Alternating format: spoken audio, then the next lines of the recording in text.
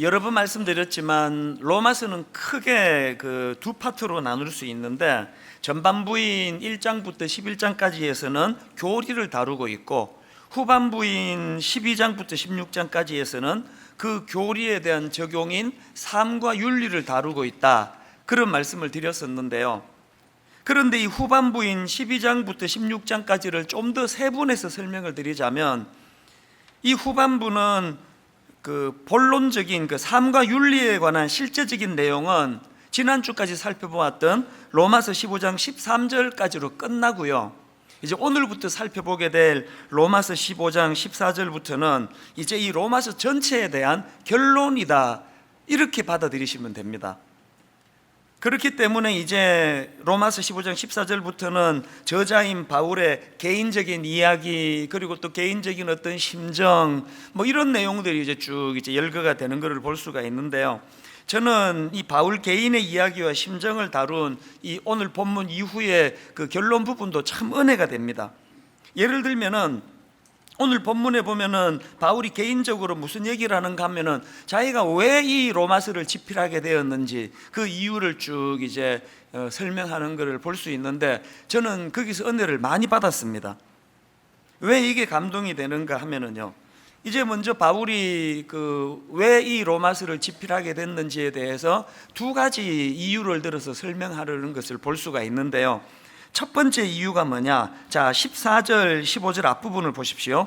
내 형제들아, 너희가 스스로 선함이 가득하고 모든 지식이 차서 능히 서로 권하는 자임을 나도 확신하노라.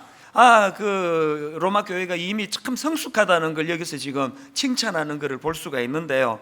그러고는 바로 그 다음에 그러나 내가 너희로 다시 생각나게 하려고, 이미 너희들이 복음을 들었고 복음대로 살고 있고 그렇게 성숙한 것들이 많은 걸 내가 알고 있지만, 내가 왜 당신들에게 이 로마서를, 여러분 그 주옥 같은 복음의 내용을 담은 로마서를 편지를 보내주기를 원하는가 하면, 내가 너희로 다시 생각나게 하려고.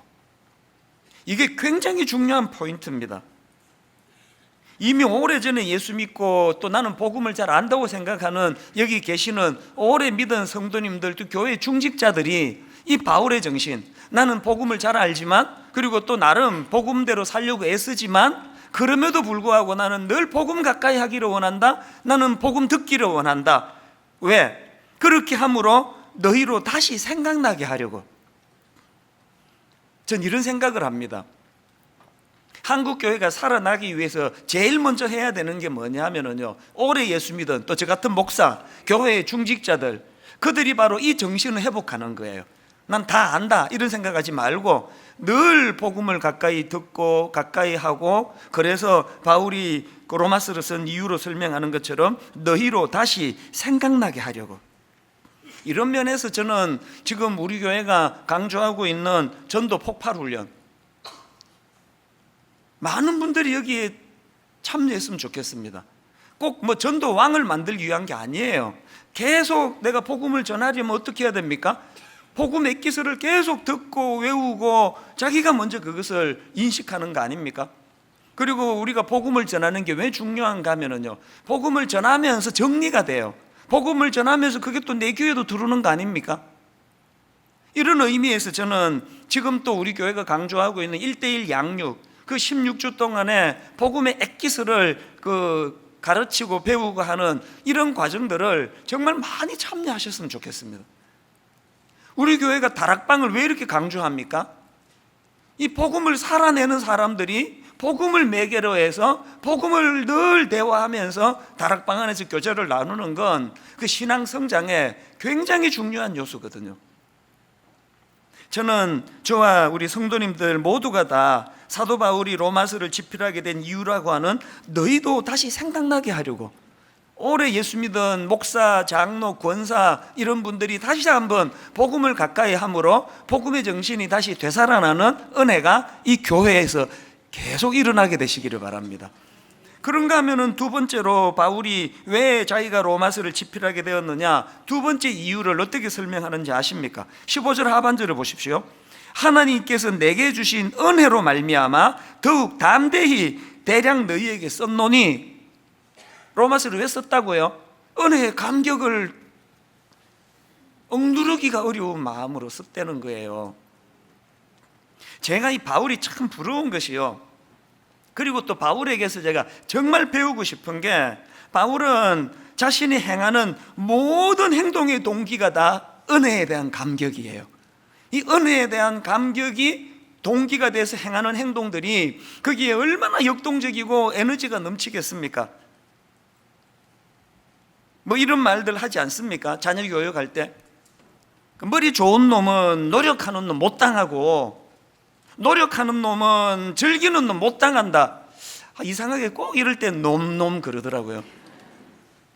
그러나 저는 나이가 들어갈수록 이거 정말 이것만큼 진리가 진리 아닙니까? 아무리 머리 좋아도요, 노력하는 사람 못 당합니다. 그리고 또 내가 뭐 노력을 하려고 해도 내가 즐겁지 않은데 한계가 있는 거 아닙니까? 바울을 보면은 자기 모든 행동의 그 출발점이 복음에 대한 감격이기 때문에 즐거운 거예요. 기쁜 거예요. 사실 여러분, 이 로마서 우리 이번에 공부해봐서 알지만요, 남이 쓰다 놓은 그 공부하는데 읽는데도 이렇게 어려운데 이걸 지금 집필한다고 했을 때 이게 얼마나 어려운 작업이었겠습니까? 근데 바울이 이걸 너무나 기쁘게, 너무나 즐겁게 할 수 있는 건 그렇게 하게 된 동기가 은혜에 대한 감격이.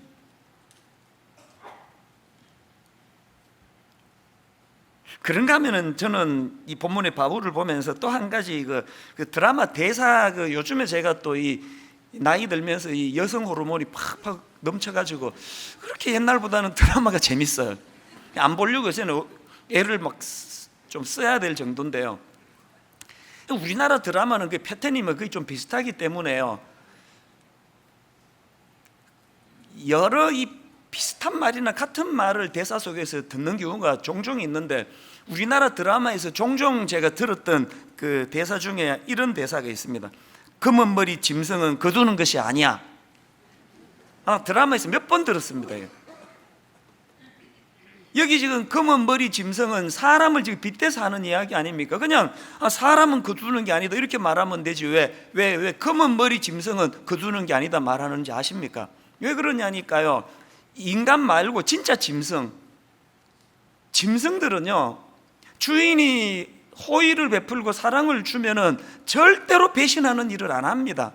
강아지를, 고양이를 왜 그렇게 키우기를 원하십니까?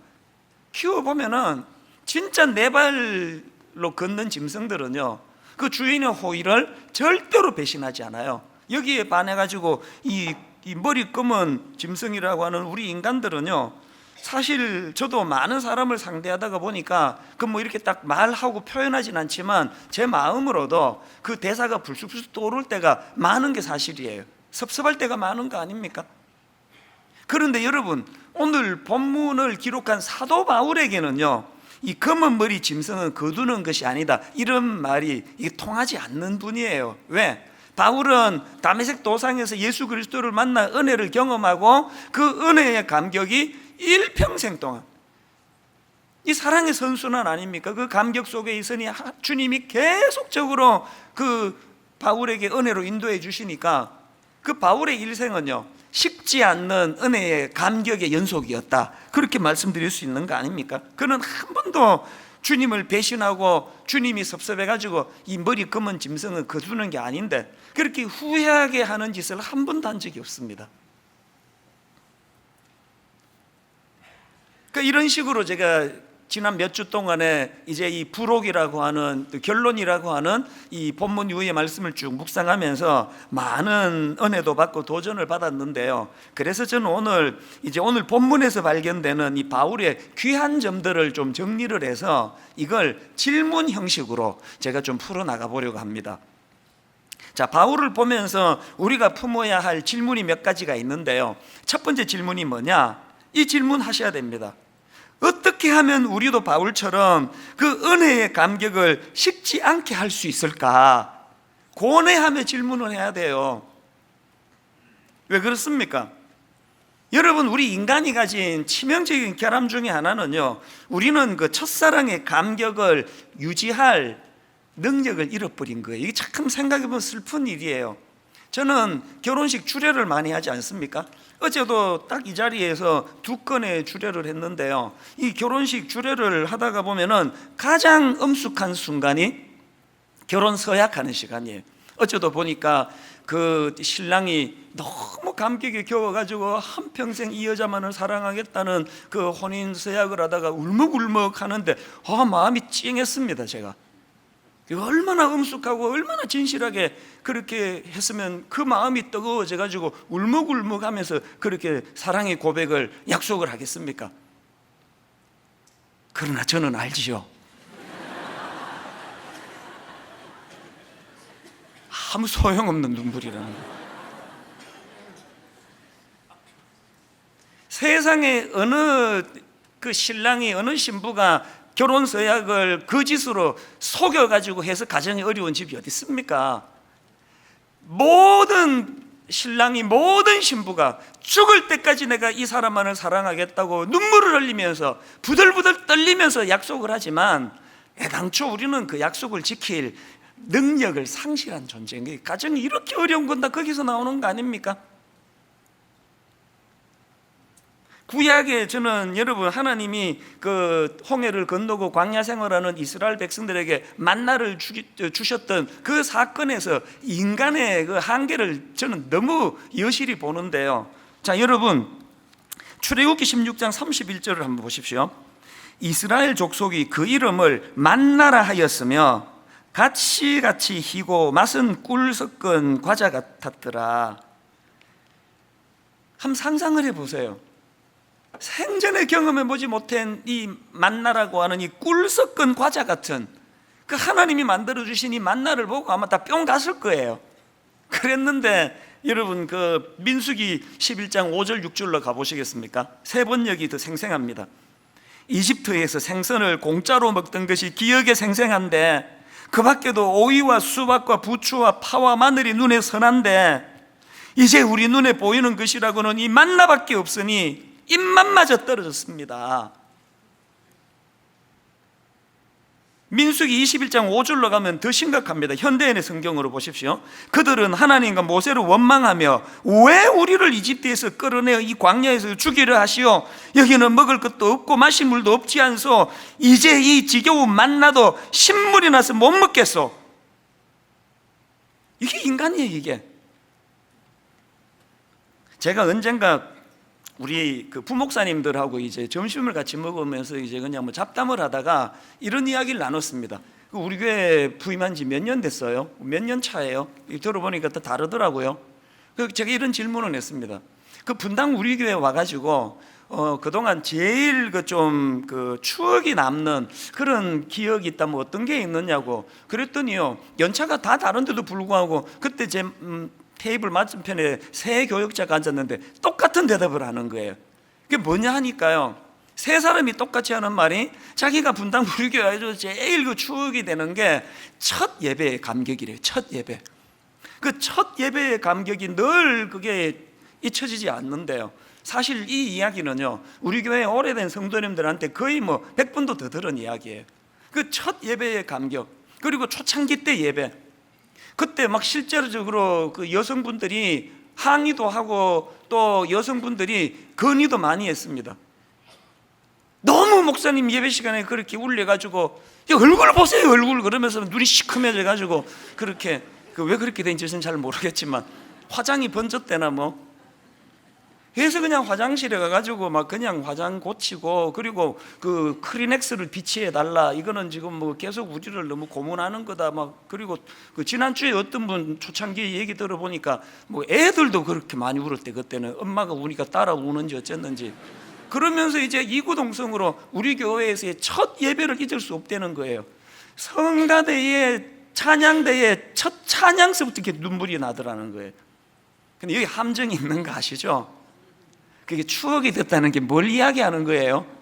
다시 그때는 거 아닙니까? 옛날 얘기라는 거 아닙니까? 지금 그 누구도 크리넥스 비치해달라는 말하는 사람 아무도 없어요. 이게 만나가 돼버린 거예요. 너무 익숙하니까요. 그게 인간이에요. 그래서 저는 여러분들이요, 우리 교회 오신 지 지금 3년이 넘었는데, 그리고 또 여러분들이 우리 교회에 인터넷으로 예배를 드린 지가 3년이 넘었는데, 난 여전히 말씀이 너무 뜨겁다 그러면 난 그분을 진짜 존경합니다.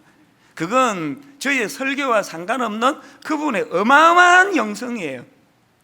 우리 교회에서 지금 예배 드린 지 15년째 되는 분이 아직도 나는 예배의 감격을 나는 주체할 수 없다, 매 예배마다 눈에 그 마스카란지가 다 번져가지고 그냥 시커멓게 되는 일이만 매주일 일어난다, 이런 분들은 조심하세요. 하나님 곧 불러 가실 거예요. 그 정도 내공이면 됐다, 이제 성화 끝났다, 들어와라. 그거 보통 내공이 아니에요. 인간은요, 익숙해지면 식상하는 거거든요. 제가 매 여름마다 그 설교를 내려놓는 이유가 여기 있는 거 아닙니까? 다양한 목사님들 설교 들려드리고 나 자신도 식상을 하니까 계속 몸부림을 치고 싶은 거거든요.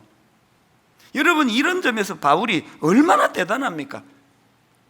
디모데 전서 하면은요, 바울 사역 거의 그 후반부에 쓴, 막바지에 쓴 편지인데요, 오랜 세월이 지났음에도 불구하고 그 1장에서부터 서두에서부터 그 바울의 감동을 한번 들어보십시오. 디모데전서 1장 13절 14절.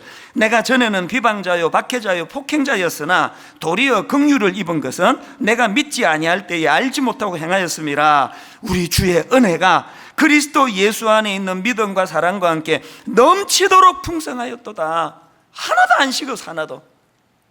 내가 얼마나 포하겠는데, 얼마나 내가 자격을 잃어버린 자였는데, 다메섹 도상에서 어떤 은혜로 나를 주님이 거두어 주셨는가. 넘치도록 풍성한 이 사랑, 이 은혜, 이 감격. 여러분, 이거 우리 안간힘을 써서 회복해야 돼요. 왜 회복해야 되는지 아십니까? 구약에 그 남유다 아사왕이라고 있는데요, 역대하 14장에서 막 하나님께 엄청 은혜를 받고 감격을 경험합니다. 구스왕 세라가 군사 100만을 거느리고 침략해 오는데요, 그 당시 이 아사왕이 갖고 있는 군사력으로는 그 침공해 온 그 구스왕 세라를 이길 수 있는 확률이 1%도 안 돼요. 이 큰일 났습니다. 너무 두려워가지고 하나님께 눈물로 부르짖거든요. 역대하 14장 11절. 아사가 그의 하나님 여호와께 부르짖어 이르되, 여호와여, 힘이 강한 자와 약한 자 사이에는 주밖에 도와주리가 없사오니 우리 하나님 여호와여, 우리를 도우소서. 간절하게 기도합니다. 하나님이 그 기도를 받으시고요, 있을 수 없는 결과를 주신 거예요. 도저히 이길 수 없는, 이거는 뭐 기적이라는 말밖에 할 수 없는 그런 하나님께서 놀라운 결과를 허락해 주시니까요, 막 그 감격이, 은혜에 대한 감격이 넘쳐가지고요, 바로 그 다음 장 15장에 보면은 아사왕은 우상을 제거하고 영적인 개혁을 단행하고 하나님의 사람이 뭐라고 충고하는 거 그대로 다 수용하고 막 너무너무 놀라운 그런 뜨거운 삶을 살아요. 이게 14장 건너 15장의 모습이고요, 딱 한 장 건너 16장에 가면 이게 다 식어 빠진 아사왕이 나옵니다. 16장에서 북이스라엘 왕이 유다를 공격해 오는데, 그랬더니 아사왕이 하나님을 의지하기보다는 아람왕 베나닷을 의지해가지고 곳간의 은금을 아람왕 베나닷에게 갖다 바치면서 도움을 청합니다. 하나님은 그거 제일 싫어하시잖아요. 도움을 구할 여호와 하나님은 배제하고 어떻게 이 눈에 보이는 인간 실력자에게 그러느냐고. 그래가지고 하나님이 선견자 하나냐를 보내가지고 경고의 말씀을 주십니다. 그랬더니 이 아사왕의 반응이 어땠는지 아십니까? 역대하 16장 10절을 보세요. 아사가 노하여 선견자를 옥에 가두었으니 이는 그의 말에 크게 노하였음이며, 그때의 아사가 또 백성 중에서 몇 사람 학대하였더라. 세상에 14장에서 그렇게 놀라운 은혜의 감격이 가슴이 터질 것 같은 은혜를 경험하고, 15장에서 하나님의 사람이 뭐라 얘기하니까 다 수용하고 종교개혁을 단행하고 했던 그게 불과 한 장 앞인데, 어떻게 그 다음 16장에서 이렇게 그냥 하나님의 사람을 옥에 가두고 바른 소리 한다고 그냥 분노하고, 이거 어쩌다 이렇게 됐느냐. 자료 보니까 뭐 많은 분석이 있는데요, 그게 다 부질없는 분석이에요. 그 많은 분석 필요 없고요, 간단해요. 그게 그냥 인간인 거예요. 인간. 그게 인간인 거예요. 조금 전에도요, 예배 마치고 그 초신자분이 오셨는데 너무너무 가슴이 뜨겁고 지금 투병 중인데 하나님이 자기를 어떻게 만져주시고 금요 기도회에도 나오신다네요. 금요 기도회와 하나님이 어떻게 섬세하게 인도하시고, 저는 한 4, 50년 믿은 분들에게 근래 이런 얘기 잘 듣지를 못했는데요, 여러분, 우리가 바울처럼 안간힘을 써서 이 은혜의 감격을 회복하지 않으면, 아사처럼요, 이 아사왕처럼 제가 보니까요, 은혜의 감격이 식은 사람들은 글빛하면 이게 분노가 자꾸 생겨요. 아사가 놓아요. 자꾸 이렇게 화가 나는 분 계세요? 그것이 은혜가 식었다는 뜻이에요. 누가 뭐 어지간하게 뭐 자기를 찝쩍거려도 옛날에 은혜가 막 다 감싸버렸잖아요. 그 부부 싸움이 뭐 구약의 솔로몬 왕을 봐도 결국 초심을 못 잡은 거, 구약의 사울 왕을 봐도 그 처음에 그 뜨거움을 놓쳐버린 거, 심지어는 우리가 존경에 맞지 않는 다윗 왕도 마찬가지 아닙니까? 여러분 생각해 보세요. 다윗이 지금 물맷돌로 골리앗을 물리치고 막 가슴이 터질 것 같은 은혜의 감격을 하고 있는데, 어떤 여자가 저기서 벌거벗고 목욕하는 것을 옥상에서 다윗이 봤다. 다윗이 그날 그런 죄 지었을까요? 저는 아니라고 생각해요. 그 감격이 식어버리니까 유혹에도 그렇게 쉽게 넘어가는 거 아니겠습니까? 그렇기 때문에 여러분, 우리가 바울처럼 세월이 흘러도 은혜에 대한 감격이 식지 않기 위해서 기도해야 돼요. 구해야 돼요. 그리고 베드로전서 5장 12절의 권면을 잊으시면 안 됩니다. 내가 신실한 형제로 아는 실로아노로 말미암아 너희에게 간단히 써서 권하고 이것이 하나님의 참된 은혜임을 증언하노니, 그 다음 들어보세요. 너희는 이 은혜에 굳게 서라. 너희는 이 은혜에 굳게 서라. 그런가 하면은 사도 바울을 보면서 던져야 되는 두 번째 질문이 뭐겠습니까? 이 질문 하셔야 돼요. 어떻게 하면 우리도 바울처럼 은혜의 감격을 이 사명으로 연결시킬 수 있을까? 바울의 위대함이 전 이거라고 생각합니다. 16절을 보세요. 이 은혜는 곧 나로 이방인을 위하여 그리스도 예수의 일꾼이 되어, 은혜의 감격을 바울은 사명으로 연결시키는 거예요. 다메섹 도상에서 주님이 어떤 은혜를 내게 주셨던가 그 가슴만 자꾸 뜨거워지는 게 아니라, 그 일을 통하여 이방인들을 주님 앞으로 인도하는 사명자로 부르셨다는 걸 같이 기억하는 거예요. 제가 이번에 살을 좀 뺐잖아요. 좀이 아니고 많이 뺐거든요. 힘 하나도 안 들이고. 이제 원리를 이제 공부를 해보니까요, 모든 종류의 다이어트는 딱 하나예요. 딱 하나. 두 가지네요. 하나는요, 나쁜 거 안 먹고 좋은 거 먹는 거예요. 가려서 먹는 게 다이어트에 가장 중요하고요. 그 다음 중요한 게 뭔지 아십니까? 활동하는 양보다 적게 먹는 거예요. 우린 지금 활동에 비해서 너무 많이 먹으니까 제가 막 창피하게 막 복부 비만, 여름 되니까 막 앞으로 걱정이, 바지도 안 맞고 이거 어떻게 해야 되나, 이 단추를 겨울에는 끌고 다녀도 들키질 않는데 여름에는 이 단추를 끌고 다니면 안 되는데, 이런 걱정을 많이 했다가 요즘에는 또 걱정이에요. 바지가 너무 남아가지고 헐렁헐렁 거려가지고요. 제가 그 공부를 좀 했거든요. 활동하는 양보다 음식 적게 먹으면 돼요. 반대로 먹은 만큼 활동하면 되더라고요. 그래서 요즘에 제 아침에요, 한 6시, 어떨 때 5시 40분에 교회를 갑니다. 10분이면 가는 거리예요. 걸어가면. 그 길을요, 제가 새벽에 가방 들고 출근하면서 빠르게 걷다가 뛰다가 한번 그 꼴을 한번 상상을 해보세요. 50대 아저씨가 지금 출근하면서 확 뛰다가 빠르게 걷다가, 또 성도도 종종 만나요. 한 40분씩 아침에 그렇게 뛰어서 사무실 들어가거든요. 왜 그렇게 할까요? 먹은 것보다 활동을 더 많이 하려고 그런 거예요.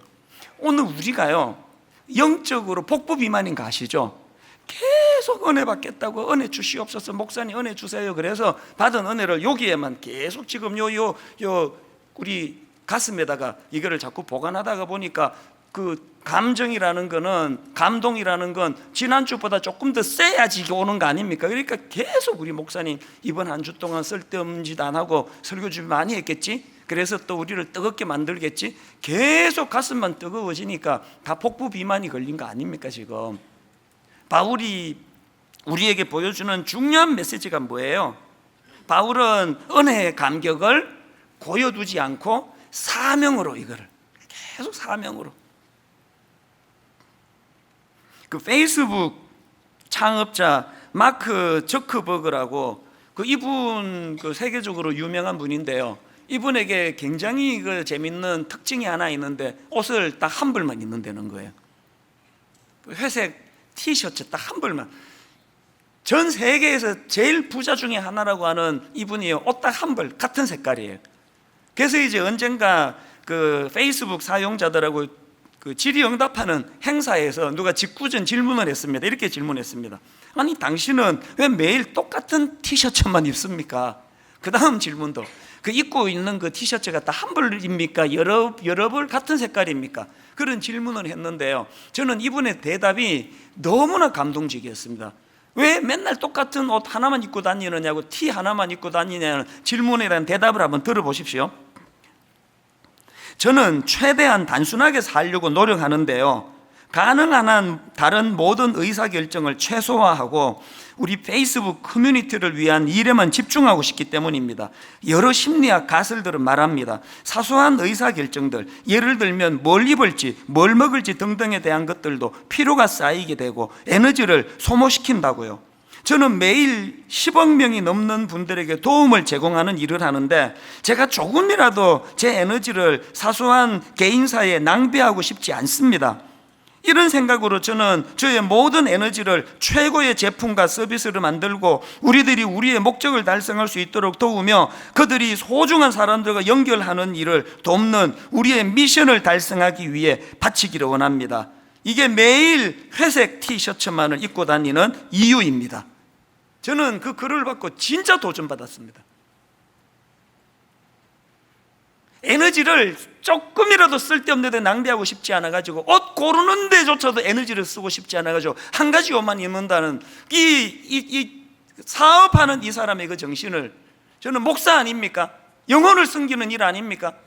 내가 얼마나 그동안 사소하고 쓸데없는데 에너지를 낭비했는지를 철저하게 제가 반성하게 되더라고요. 예전에는요, 무슨 SNS에서 누가 저를 모함하나, 또 뭐 오해해가지고 저에 대해서 그 글을 잘못 쓰면은 그거 내가 친절하게 그거 아니라고 다 달아주고 옛날에는 그랬거든요.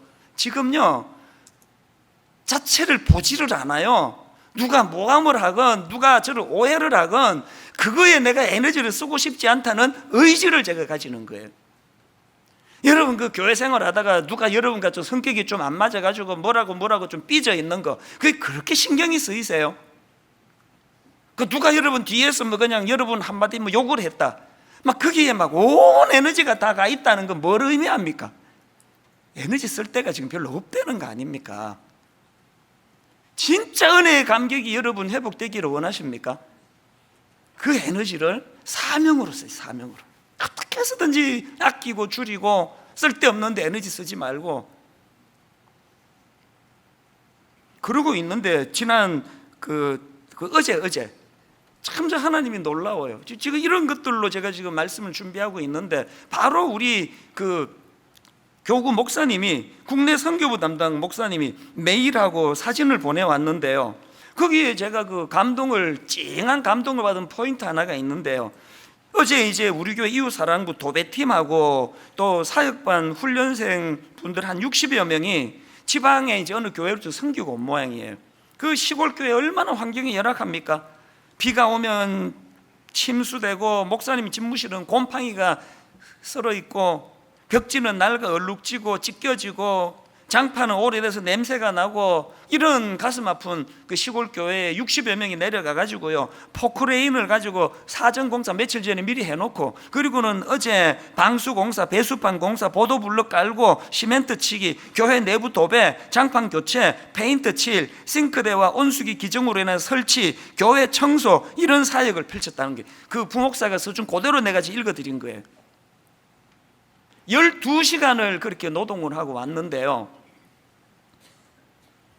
이분들이 그런 일이 자기들 직업이 아니다 보니까 허리를 못 펴겠더래요. 근데 여러분, 그 메일에서 제가 감동을 받은 부분이 어느 부분인지 아십니까? 이 대목이에요. 이런 글이 있더라고요. 그런데 목사님, 감사한 것은 책임을 맡은 그 팀장님이 말씀하시기를 힘든 사역이었지만 이런 기분은 처음이다라고 하시며 매우 행복해 하십니다.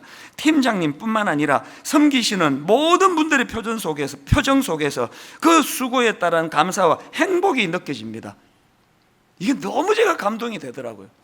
그 왜 12시간 그거 무슨 돈 한 푼 나오지 않는 시골 교회 가가지고 허리를 못 펼 정도로 막노동을 하고 죽을 것 같은데 왜 기쁨이 밀려오는 거예요? 왜 그 감동이 그렇게 자꾸 자기를 행복하게 하는 거냐고요? 왜냐고요? 여러분, 구원의 감격, 은혜의 감격을 가지고 사명을 감당하는 곳에는 주님이 이런 선물을 주시는 거거든요. 이게 이상한 게 아니에요. 맛보고 계세요, 이런 거? 그 왜 자꾸 인생이 이렇게 권태스러우세요? 그렇게 다 갖추고 계시면서 쓸데없는 에너지 줄이고 사명을 감당. 사명. 마지막 세 번째로요, 사도 바울을 보면서 해야 되는 질문이 하나 더 있습니다. 세 번째 질문 뭐냐? 어떻게 하면 그 사명을 영혼 사랑과 복음 증거로 연결시킬 수 있을까? 여러분, 이 질문을 해야 돼요.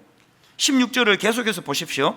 이 은혜는 곧 나로 이방인을 위하여 그리스도 예수의 일꾼이 되어 하나님의 복음의 제사장 직분을 하게 하사 이방인을 제물로 드리는 것이, 여기 보니까 바울이 지금 자기를 복음의 제사장이라 그러고요, 그리고 또 자기가 전한 복음 증거로 인해서 회개한 이방인 신자들을 제사의 제물이라고 표현을 해요. 뭘 의미하는 겁니까? 원래 제사장은 제사를 통해 하나님과 죄인을 화해시키는 역할을 하는 거 아닙니까? 거기서 착안해가지고 바울은 자기가 전하는 복음을 통하여 이방인들이 주님을 만나고 주님 앞으로 돌아온다면 나는 이거 제사장 역할이다. 뭘 의미합니까? 바울은요, 온통 복음의 열정을 사명에다 갖다 들이부었는데 교회 크게 만드는 것도 그 목표가 아니고 조직 잘 만드는 것도 바울의 목표가 아니에요. 온통 바울의 목표는 한 영혼이 돌아오는 것, 영혼에 대한 영혼 사랑, 복음 증거. 그 바울의 이 한 영혼에 대한 열정 때문에 그가 겪어야 했던 대가 지불이 얼마나 엄청났습니까? 자, 고린도전서 4장 11절부터 14절 바울의 심정을 느끼면서 우리 같이 한번 읽어보시겠습니까? 바로 이 시각까지 우리가 줄이고 목마르며 헐벗고 매맞으며 정처가 없고 또 수고하여 친히 손으로 일을 하며 모욕을 당한 즉 축복하고 박해를 받은 즉 참고 비방을 받은 즉 권면하니 우리가 지금까지 세상의 더러운 것과 만물의 찌꺼기같이 되었도다. 얼마나 그 복음을 전하는 사명 때문에 이렇게 수모를 당하고 조롱을 당하고 핍박을 당했지만 이걸 어떻게 감수할 수 있었나? 이유를요, 바로 그 다음 15절에서 이렇게 이야기합니다. 15절을 보십시오. 그리스도 안에서 일만 스승이 있으되 아버지는 많지 아니하니 그리스도 예수 안에서 내가 복음으로써 너희를 낳았습니다. 한 영혼을 향한 바울의 그 열정이 그 모든 고난과 수모와 이걸 다 견뎌내게 만든 거예요. 부끄럽지만 바울의 이 정신은요, 제 목회 28년 동안에 저 역시도 목회를 그만둬야 되겠다, 더 이상 나는 이제 할 수가 없다, 그렇게 회의가 온 적도 있고 목회를 진짜 그만두려고 한 적도 몇 번 있었지만 끝까지 제가 그것을 그만둘 수 없게 만든 원동력은 이거예요. 오늘 내가 이 작은 수고를 통해 바울이 고백한 것처럼 그리스도 예수 안에서 내가 복음으로서 너희를 낳았습니다. 우리 교회에서 예수님을 만나고 우리 교회에서 첫사랑의 회복이 되고 우리 교회에서 죽은 고목 같은 그 오래 믿은 그 성도들 심령속에 복음의 꽃이 피어나는 이런 일만 가능하다면 하나님, 제가 이것을 잘 견디기를 원합니다. 견뎌내기를 원합니다. 그러면서 여기까지 온 거예요. 아까 결혼식 말씀을 드렸지만요, 다 아시지만 제 주례는요, 무슨 본문을 쓰든지 내용이 사실은 똑같아요. 본문만 다 다르지 주례 내용은 똑같아요. 그래서 아마 우리 교회에 오래 그 다니신 분들은 제 주례 설교를 다 외우시는 분도 계실 거예요. 제가 왜 똑같은 주례를 하는지 아십니까? 두 가지 이유가 있어요. 지난주에 그 신랑 신부한테 내가 최고의 주례사로 말씀으로 권면을 했으면 이번 주에는 그거보다 좀 약한 걸로 전하기가 싫은 거예요. 가장 좋은 걸로 축복하고 싶은 게 하나 있고, 더 큰 이유가 뭔지 아세요? 여러분, 제 결혼 주례 설교의 핵심은요, 교회에 생전 처음 와보는 축하객들, 교회에서 상처받아가지고 교회를 떠났다가 지금 20년 만에 교회 문턱을 처음 밟아보는 사람들, 이런 믿지 않는 사람들에게 오늘 제 이 주례 설교가 그들에게, 야, 이 교회가 이게 좋은 데구나, 이게. 모든 관심은 거기에. 우리 성도가 뭐 같은 거 한 100번 들어가지고 좀 지루하면 뭐 할 수 없는 거 아닙니까?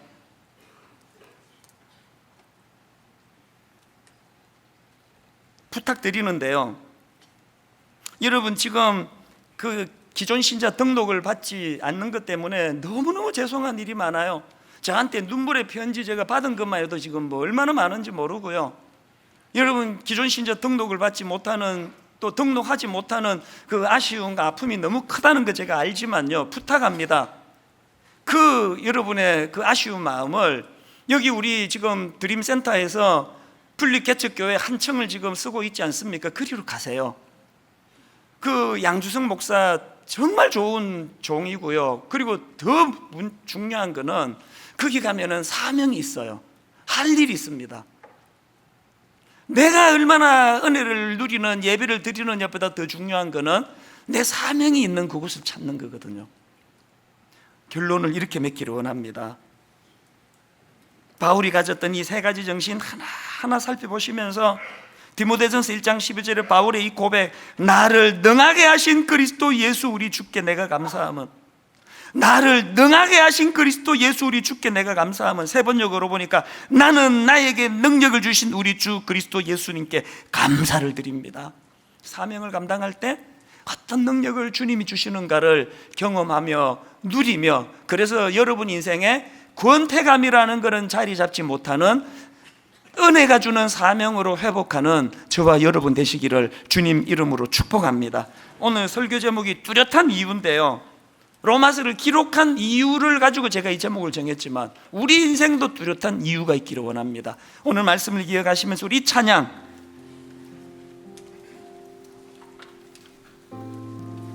내 삶의 이유라, 예수는 내 힘이요 나의 기쁨 내 참 소망, 내게는 어떤 뚜렷한 삶의 이유가 있는지 점검하시면서 우리 함께 찬양하기 원합니다.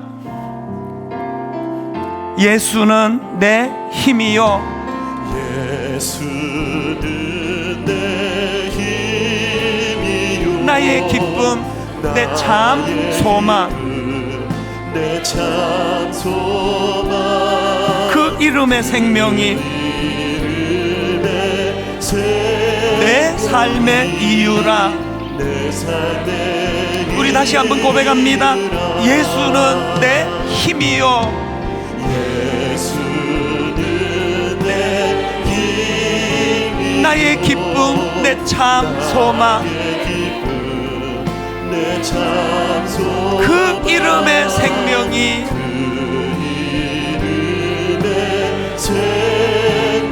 내 삶의 이유라. 오직 주만 따라갑니다. 오직 주만 따라갑니다. 오직 주만 높임 받으소서.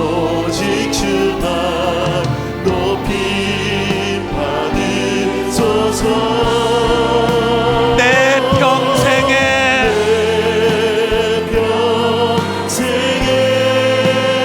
그 이름을, 그의 선하심을 세상에 노래합니다. 그 이름의 크신 능력,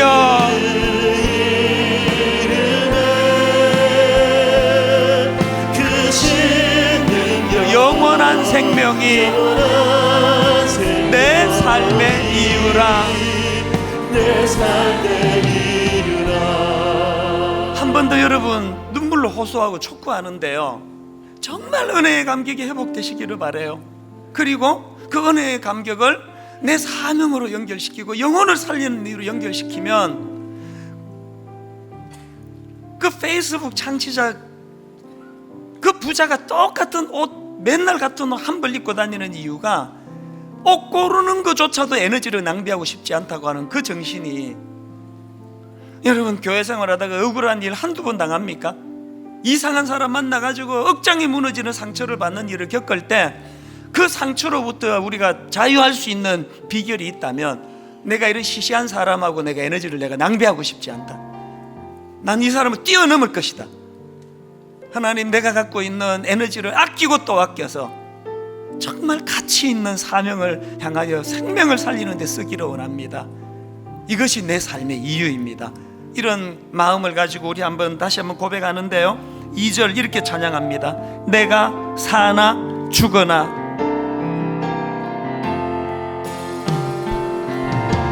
내가 살아 죽으나 그 이름을 위하여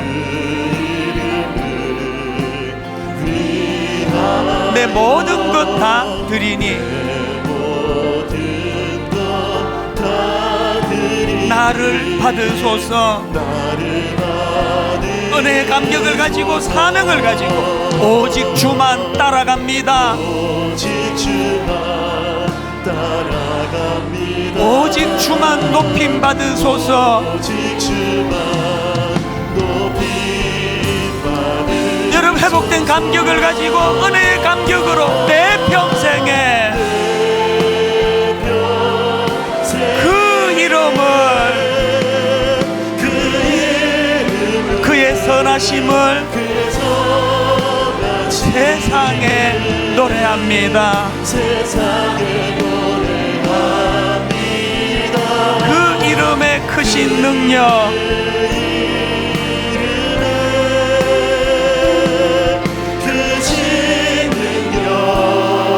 영원한 생명이 내 삶의 이유라. 우리 다시 한번 선포할까요? 오직 주만 따라갑니다. 오직 주만 따라갑니다. 오직 주만 높임 받으소서. 오직 주만 높임. 우리에게 이 사명이 있다면, 이 꿈이 있다면, 내 평생에 그의 이름을,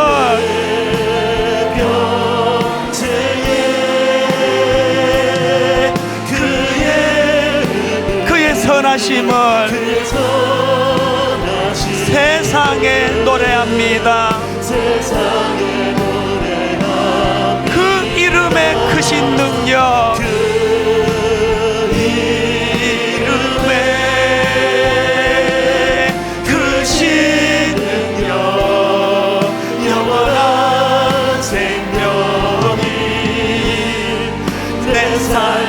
예수 이름 높이세, 예수 이름 높이세. 능력의 그 이름, 예수 이름 높이세. 구원의 그 이름, 예수 이름을 부르는 자, 예수 이름 앞에 예수 이름을 믿는 자, 예수 이름 앞에 나오는 자, 복이 있도다. 나의 계획이 실패하고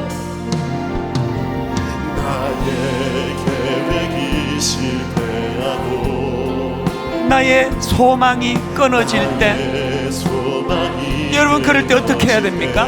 삶의 주관자 되신 그분 앞에 나의 무릎을 꿇어 경배하네. 이렇게 고백하시겠습니까? 나의 삶을 그분께 맡길 때. 이거 경험하십니까? 비로소 나의 마음 평안해. 구원의 반석 되신 예수의 이름은 소리 높여 찬송하네. 선포합니다. 예수 이름 높이세.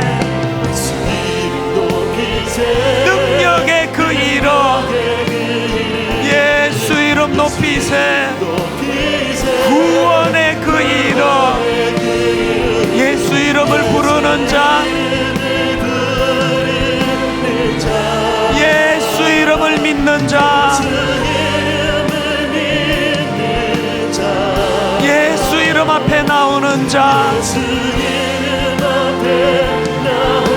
복이 있도다. 우리 다 자리에서 일어나셔서 마지막으로 선포합니다.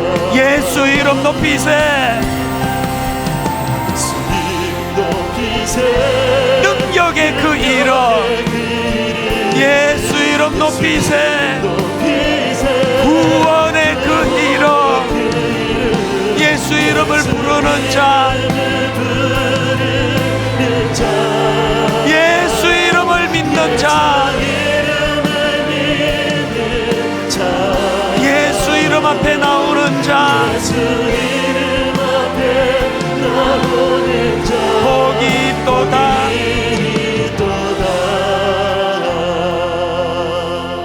살아계신 하나님 아버지, 오늘 예배하는 가운데 마음에 허무함이 밀려드는 사람, 그렇게 은혜를 많이 받고 감격을 누렸음에도 그것 다 빠져나가고 은혜의 감격, 구원의 감격이 식어 냉랭한 가슴으로 함께 예배를 드리는, 도대체 사명이 뭔지도 모르고 온통 하나님 주신 이 놀라운 에너지를 그 쓰잘데없는 감정 낭비에 쏟고 있는 인생, 이런 연약한 인생들을 불러 모아주시며 이 주옥 같은 바울의 그 놀라운 정신을 가르쳐 주셨으니 아버지 하나님, 능력의 주님 앞에 은혜를 구합니다.